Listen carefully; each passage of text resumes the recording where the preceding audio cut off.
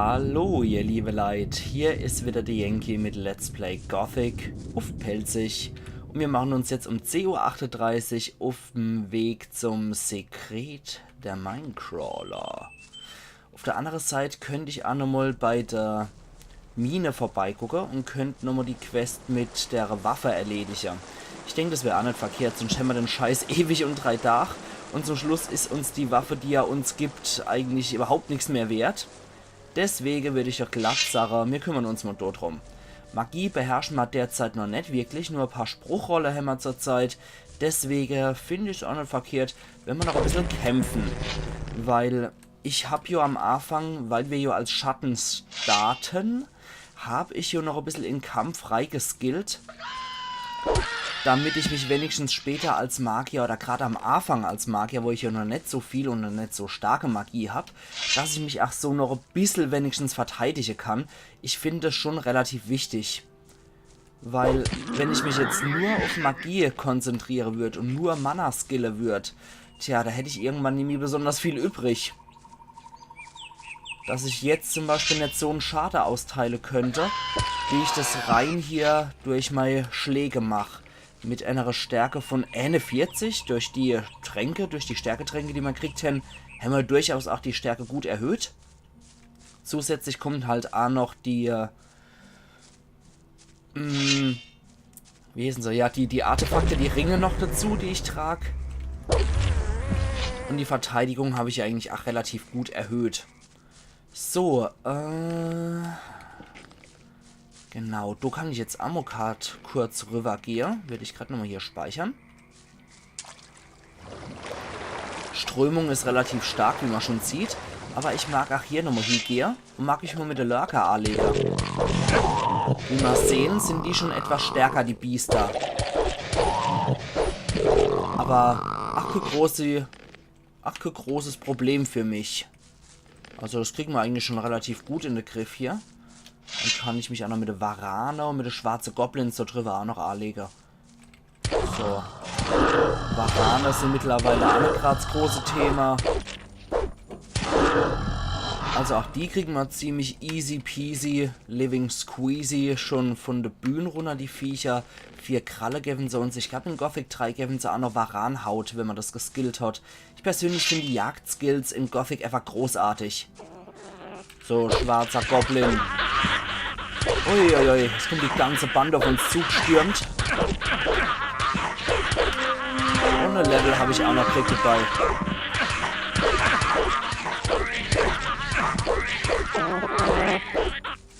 Also mit einem ganzen ranzigen Clan habe ich mich jetzt angelegt und habe maximal, sagen wir mal, ein Achtel oder so von meiner Gesamtlebenskraft verloren. Das ist, also von meinen Trefferpunkte verloren, das ist ja nicht besonders stark jetzt. Das heißt, ich kann mich mittlerweile ziemlich gut ins Getümmel werfen, würde ich sagen. Ein Schinken und ein gebrotenes Fleisch geknuspert und dann sieht die Welt schon wieder gut aus. Allerhaupt, was haben wir dann hier noch? Einen Schürhaken haben wir hier noch. Yep, ein Schürhaken und einen magischen Trank, ein blauer. Was bringt uns dann der Trank? Gerade mal gucken. Ja, einer von denen wird es gewesen sein. Elixier magische Energie für 70, Extrakt magische Energie für 50 oder die Essenz magische Energie für 30. Leider kein attributserhöhender Trank. 20 Lernpunkte stehen mir derzeit zur Verfügung. Ich denke, ich spare meine Lernpunkte zurzeit. Es kann nicht schade, weil sobald ich das Nest der Minecrawler, die Quest, erledigt habe, gerade mal gucken, ob da hinten dran eine Höhle ist. Ich bin einfach so geprägt durch die ganzen Spiele, die ich früher gespielt habe. Gerade die alte Zeldas und so. Ich bin einfach so geprägt. Hinter Wasserfälle sind immer irgendwelche Geheimgänger. Und hier in dem Fall bestätigt sich das Ganze auch noch. Irgendeinen Schläferzauber gibt es hier noch. Ein magischer Trank, eine Spruchrolle. Ja, irgendein normaler Trank wird es gewesen sein. Eine Spruchrolle hier. Der du warst sklavisch. Pyrokinese, das war das, womit uns Iberion gekillt hat. Da muss ich nichts knacken. 2 Dietriche gibt's. 2 Bierler, eine Heilung und ein paar Pfeiler. Kann man immer gebrauchen, würde ich mal so sagen. Ja. Also ich würde auf jeden Fall mein ganzes Zeug sparen. damit ich noch im Nest der Minecrawler halt viel in Magie skillen kann. Der erste Kreis der Magie, der kostet, glaube ich, nur 10 Lernpunkte oder so, aber ab dann kostet es dann auch 20, 30 und so weiter und so fort. Ah, und kaum bin ich hier aus dem Loch raus, schon kommen die ganzen Goblins. Aber es sind nur kleine normale. Bei Goblins gibt es nur normale, die kleine grüne und die schwarze Goblins. Das sind schon die stärkere Kreaturen. Okay, rostiges Schwert hat sie ja auch noch, aber ich finde, die sehen aus wie schuppische Teddybäre. Insofern, die Goblins finde ich jetzt nicht großartig bedrohlich. Ich glaube, in Gothic 2 haben sie die ein bisschen hässlicher gemacht. Ach. Und nee, hier lungert nichts mehr rum, großartig. Da kann ich auch wieder nochmal schnell zum neuen Lager gehen. Wir haben es jetzt mittlerweile 11:56 Uhr. Kann man im Tagebuch unten links dann immer sehen. Die mollige Ratte hole ich mir jetzt auch nochmal. Ja, es ist halt immer viel Laufarbeit. Gerade am Anfang. Später gibt es dann auch noch Teleport-Rune, die ich für sehr, sehr sinnvoll und nützlich halte. Da muss man nicht ständig durch die ganze Kolonie flitzen, nur um irgendwo hingehen zu wollen. Also, wenn ich jetzt vom Sumpflager zum neuen Lager will, ist schon etwas nervtötend. Deswegen gibt es dann später auch so tolle Ports, die einem dann zum neuen Lager bringen, die einem ins Sumpflager bringen. Und der fürs alte Lager wiederum, das ist dann wieder so eine Sache für sich, will ich jetzt mal so sagen. Ich will hier nichts von der Story vorwegnehmen, aber der Teleportstein, der Runenstein zum alten Lager, der ist schon etwas komplexer, wie der zu finden ist, wo der zu finden ist und warum der zu finden ist. Und ich mag doch jetzt noch nicht zu sehr spoilern und euch zu sehr von der Geschichte verrote. Gerade für die Gothic vielleicht noch nicht kennen, die Gothic vielleicht noch nicht ganz gespielt haben oder nur arg gespielt haben zum Teil. Denn möchte ich nicht zu sehr die Story spoilern, weil ich gerade finde, dass Gothic eine unglaublich gut die Story hat. Das war etwas, wo man um 2000 wirklich noch die Leute hat reizen können damit. Ne, nicht hot reizen können, so ein Quatsch. Wo man die Leute noch hot locken können mit solchen Spielen und die wirklich gute Stories gehabt haben. Und je besser die Grafik dann war es, desto schlechter wurden halt leider auch die Stories bei solchen Spielen, finde ich persönlich. Aber Gothic und Gothic 2 gehören meiner Meinung nach in die Sparte von richtig guten Spielen mit toller Story. So wie auch Baldur's Gate auf jeden Fall. Grafisch hat man halt nicht viel gehabt, das war halt damals so. Man hat nicht viel machen können, was Story angeht. Nichtsdestotrotz hat man hat nicht so viel machen können, was Grafik angeht, so rum, nicht Story. Dafür hat man das Ganze wunderschön mit Story ausgleichen können. Und ich finde, da könnten sich heutige Werke durchaus noch was abschneiden. Ich weiß nicht, wie es euch geht, aber zum Beispiel auch was Filme angeht und so weiter. Okay, die lassen mich als Shutter auch einfach mal so durch. Ist in Ordnung. Ich weiß nicht, wie es euch so geht, aber bei mir ist es zum Beispiel so, wenn ich jetzt auch so ins Kino sehe oder so, es wird kaum Innovatives noch gestaltet, es wird immer nur Remake gemacht oder es wird die milliardenste Marvel-Verfilmung oder DC-Verfilmung gemacht und man traut sich einfach nichts mehr, nie was Neues zu machen. Das finde ich persönlich extrem schade.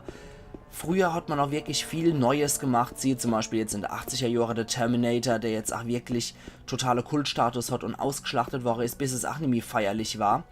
Und ja, ist halt leider so. Oh, der skatet da auch wieder, der Söldner. Hallo, du skatender Söldner. Aber mit dir kann ich nicht sprechen. Sumpfkraut, ich kann dir immer noch ein bisschen was verticken. Warum nicht? Frag mal. Deswegen, das kann ich überspringen, dieses warum nicht? Und bla bla bla. Pass auf deinen Rücken. Pass auf deinen Rücken auf. Ja, mach ich. Ja, also, wie dem auch sei, noch dieser eloquente Art jetzt von mir. Wie dem auch sei. Ich finde persönlich einfach, dass die Filmemacher sich nie trauen, meiner Meinung nach, was wirklich Neues, Innovatives zu machen, sondern dass die eher nur noch Remakes machen und ich finde es sehr schade. Leute mögen den Film zum Teil verteufeln oder als Grotte schlecht ansehen. Ja, die Schauspieler waren jetzt alle wirklich die Beste außer Cillian Murphy.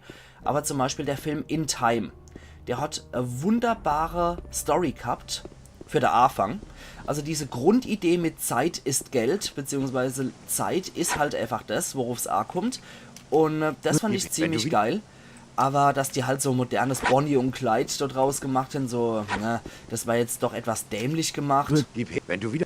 Und das war jetzt wirklich nicht so mein Fall, was sie da gemacht haben. Okay, mit ihm kann ich eh nicht sprechen. Das war halt wirklich nicht mein Fall, was sie dort draus gemacht haben, aber die Grundidee von der Story, die war richtig geil. Ja, so.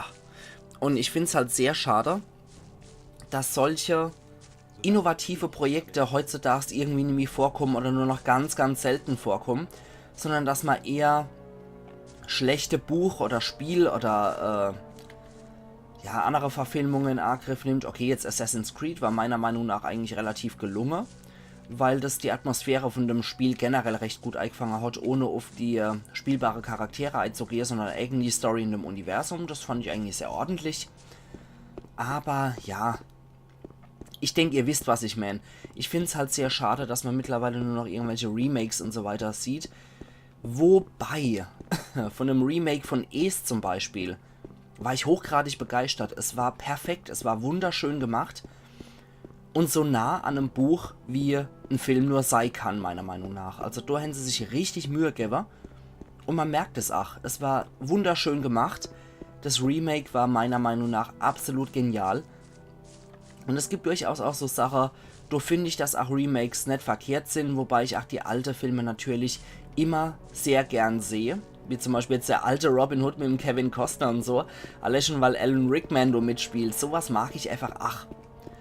Ja. Und ach, der neue Film jetzt mit dem, wie hieß der, mit dem Russell Crowe war der, glaube ich, diese Robin Hood von 2010 Verfilmung.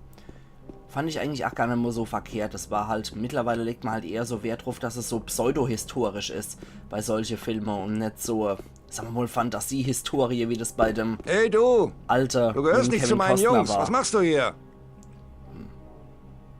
Ich muss weiter. Ich muss weiter. Dann lass mich in Ruhe. Hatte ich auch vor, du hast mich ja gequatscht, du dummer Hund. Aber ja, muss für die jetzt nicht so toll sein, so sehe, dass hier ein Schatten durch die Gegend läuft, der zum alten Lager gehört.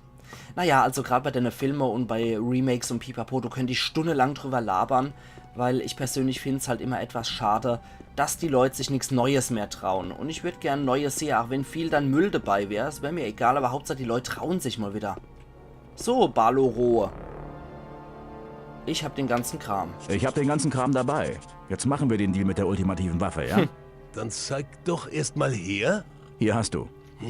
Ja, klasse. So, nun her mit dem Ding. Vergiss es. Was? Glaubst du echt, da kommt jetzt noch was? Ich meine, wer so dämlich ist, sich auf so einen Quatsch einzulassen, der hat doch nicht besser verdient. Wundert mich, dass du überhaupt noch lebst. Wenn du so leichtgläubig hier in der Gegend rumrennst, machst du es nicht mehr lange. Macht aber nix. Jetzt haben wir Jungs wenigstens genügend Fressalien zum Feiern. Schönen Dank auch und vielleicht sehen wir uns ja noch mal. Alter, kotz noch vor Lacher am besten. So, da würde ich mal sagen, für die Unverschämtheit gibt's doch die Fresse. Hey Mann, das kannst du mit mir nicht machen. Was willst du denn noch? Verschwinde! Geh jemand anders auf die Nerven, sonst setzt was. Kapiert? So. Ich glaube, ich muss dir jetzt leider die Fresse polieren. Wir haben unseren Spaß gehabt. Jetzt zieh Leine, Mann. Ich glaube, du hast mich nicht verstanden. Na gut. Du willst es ja nicht anders. Ich hab dich gewarnt.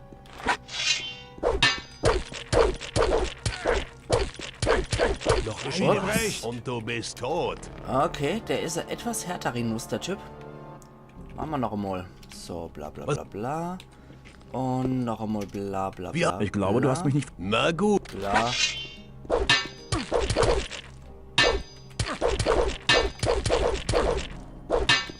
So. 160 Erfahrungspunkte bringt's auch noch. Der Steinbrecher kriegen wir noch. Amphora. Ach Gott, feine Herr. Dann holen wir unser ganzes Zeug einmal wieder zurück. Die Tränke kann er mir auch gleich überlassen. Und ich möchte mein Fressalia auch wieder zurückhaben. Jetzt geht er halt ohne Fressalia aus, Jungs. Dumm gelaufen. Hätten er halt nicht mit mir abziehen sollen. So, einen Trank glucker ich. 2 Tränke glucker ich auch noch. Das kann ich da mal vorbei. Nein. Willst du dich nochmal mit mir anlegen? So, das war's jetzt. 160 Erfahrungspunkte hat er gegeben und 300 Erfahrungspunkte hat die Questgeber. War in Ordnung, meiner Meinung nach. So, zum Schluss gönne ich mir noch ein Brot.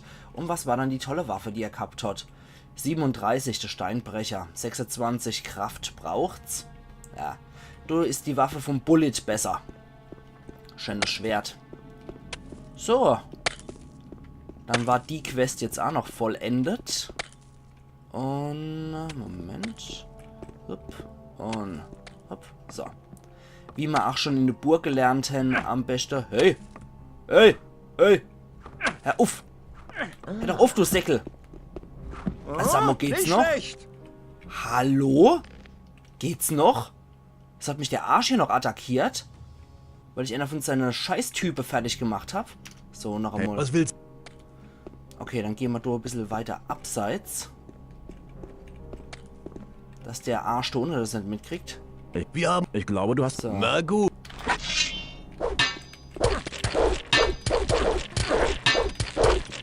Geschieht ihm recht. Und du bist tot. Nein, nicht noch einmal und du bist tot. Das machen wir noch einmal. Aber das Mal will ich, dass der Typ mich zuerst haut. Noch einmal. Was willst Ich glaube... Wir haben... Ich glaube, du hast... Und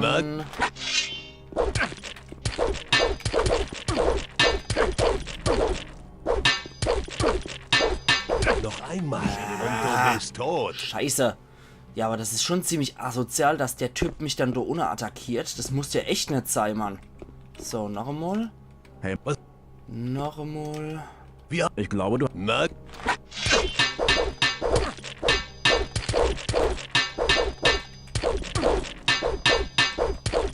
So. Und wir klauen ihm nochmal sein Zeug.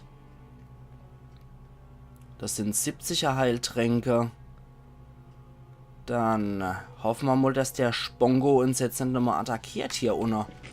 So, nochmal Trank gluckern. So ein 70er und ein 50er. Dann dürfte das auch erledigt sein.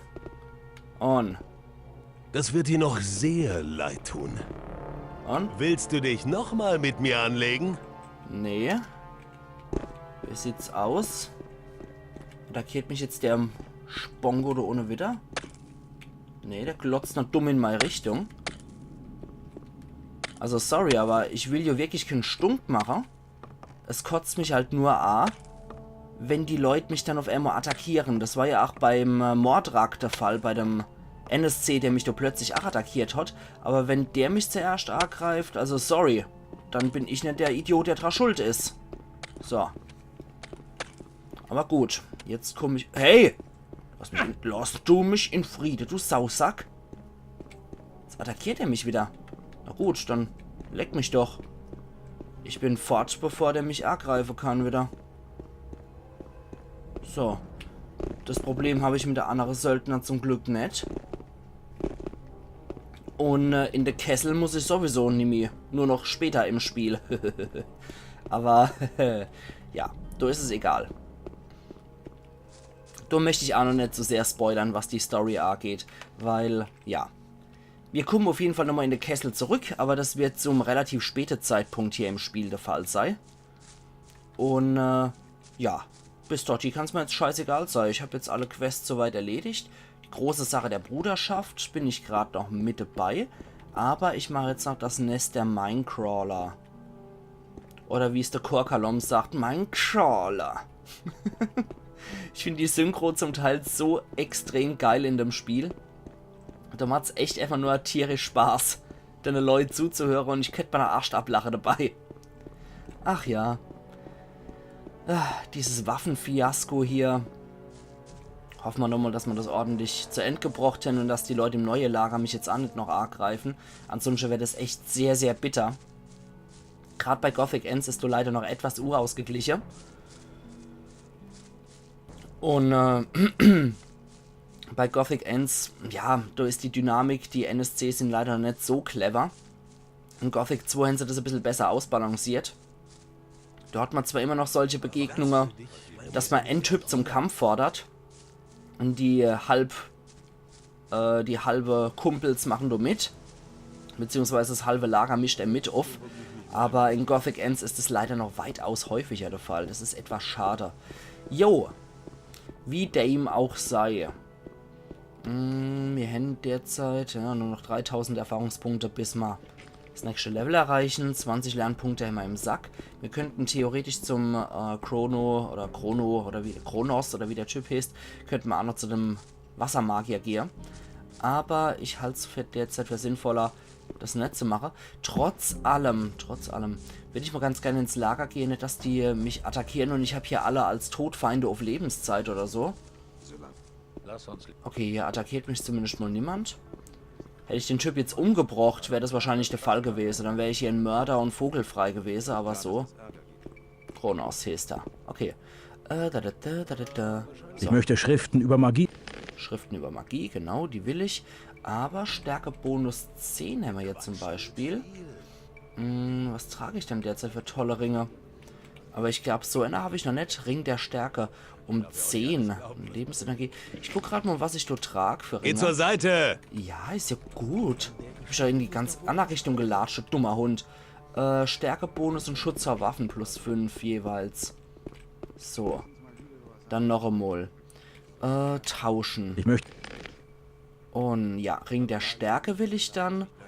Und Ring der Geschicklichkeit hätten wir noch. Schutz vor Waffen habe ich hier noch einer. Das sind nur Spruchroller. Und das sind, ja. Eispfeil. Scheiß drauf, ich nehme die Dinger jetzt auch noch mit. Und ein Ring für Schutz vor Waffen 10 haben wir leider nicht, aber so ein Geschicklichkeitsring hätte ich. Naja, komm, lass mal erstmal gut sein. Schutz vor Waffen ist relativ wichtig für mich derzeit. Deswegen will ich mal sagen, er kriegt hier den Ring der Kraft noch. Er kriegt, ne, Ring der Magie behalte ich erstmal, Ring der Gewandtheit, ne. Amulett der Flammen kann er haben. Der Geisteskraft behalte ich auch mal, das Harnisch-Amulett darf er auch haben. Schutz vor Feuer kann er meinetwegen haben. Ring der Holzhaut, ja komm, kann er auch haben. Schon Holzhaut, sehr schön. Dann habe ich jetzt meine Artefakte fast hier umgetauscht, alle. Oh, was haben wir dann noch? Ja, genau, den Schampel. Ach, da kann er auch ruhig noch ein bisschen was haben davor. Lass mal auf die 1440 kommen. Ja, noch einer. Und dann ist die BR8 geschält. So, bitteschön, krieg ich da einen Pfeil dafür. Und dann habe ich jetzt auch noch ein paar magische Rune ergattert. Da bin ich auch sehr froh drum. Gerade diese magische Rune sind halt ziemlich nützlich. Hier Eisblock. Es fehlen 3 magische Zauberstufen, um diesen Gegenstand anzulegen, und Eispfeil. Eispfeil ist halt so Standardding, was man am Anfang hat. Genauso wie der Feuerpfeil. Den kann man dann halt bei der Feuermagier-Kafer. Wer hätte es gedacht? Derzeit haben wir auch bei der Eismagier, also Eismagier sage ich, bei der Wassermagier von Adanos, haben wir leider noch keine bessere Zauber, aber die kommen noch. Wir dürfen ja später auch noch ganz hoch zu den Magier. Die werden ja derzeit hier von den Söldner abgeschirmt, sodass die over ihre eigene Oberstadt haben, in so einer Art Tempel. Und zu den Wassermagier darf ich später im Verlauf auch noch mal hingehen. Und ja, dann darf ich bei denen natürlich auch bessere Sachen einkaufen. Das, was uns der Hansel jetzt zum Beispiel der Torres draußen verkauft, ja, das ist derzeit auch noch nicht so dolle, aber ich glaube, bei dem hätten wir theoretisch eigentlich auch Rune schon kaufen können. Naja, so what. Aber zum neuen Lager gehen wir ja noch nicht so häufig. Derzeit ist ja eher das alte Lager unsere Heimat und Basis, weswegen, ja, ich dort häufig ja mal vorbeigucken kann, um Ei zu kaufen. Und beim alten Lager war jetzt eher so, beim neuen Lager war jetzt eher so der Fall. Gut, bist halt schon mal da, kannst ja gleich mal Ei kaufen. Gott, wie laut die quaken. Okay, dann verticken wir hier noch ein bisschen Sumpfkraut. So. Bla, ich kann jederzeit vorbei. Und euch zwei will ich auch noch was sagen. Bitteschön. Klar, wenn du mal... Ich finde es immer so geil, wenn man die so abhackt bei ihrem Gespräch. Bitte. Ja. Toll ist, wenn der einer lang und breit hier was erklären will. Und du wirkst ihn halt die ganze Zeit ab und dann hört sich das wirklich an wie und dann freue ich mich auch mal. Okay, der hat alles verstanden, der Charakter, ne? Wie hat er das gemacht? Wenn ich aus solcher Wortfetzen wirkliche Sinn und Bedeutung rauslesen könnte, warum auch nicht? Dann wäre ich bestimmt was anderes, als was ich derzeit mache. Gut, dann mache ich mich jetzt nur noch schnell auf zur alten Mine. Und würde sagen, da kann ich dann auch meinen Cut einlegen. Dann war das in der Episode nur noch 25 Minuten plus, wo es darum ging, Sidequests zu erledigen und zur alten Mine zu gehen. Ja, der Weg frisst halt leider enorm viel Zeit, aber ich hasse es, wenn es dann heißt, so, wir sehen uns jetzt bei der alten Mine wieder. Und dann, hallo, hier bin ich wieder. Auf dem Weg habe ich 5 Scavenger, 3 Mole Rats, 17 Blutfliege und, ja, ein Varan-Erschlager und dann habe ich noch einen Burgergesser. Also, das finde ich immer so lieblos bei Let's Plays. Ich finde es doch viel schöner, dass man hier wirklich auch die Zeit genießt, hier durch die Gegend, durch die Kolonie zu latschen. Das macht hier gerade das Spiel aus, meiner Meinung nach. Und dann kann man es doch einfach mal genießen, hier durch die Prärie zu latschen und ein Let's Player, der nicht in der Lage ist, die Zeit, wo man latscht, mit Gespräche bzw. mit dem Monolog zu überbrücken, der ist meiner Meinung nach auch nicht wirklich ein Let's Player mit Entertainment-Faktor. Finde ich zumindest. Klar, ich meine, man abonniert ja auch einen Let's Player, weil er als Person überzeugt. Die Spiele kennt man ja zum Teil oder kennt man halt noch nicht. Und es gibt halt immer mal wieder Passagen, die müssen gefüllt werden. Und dann finde ich es halt umso schöner, wenn man dann wirklich die Zeit mit Laberei überbrücken kann. Und dann kann man ja auch in den Kommentaren entsprechende Dialog draus machen.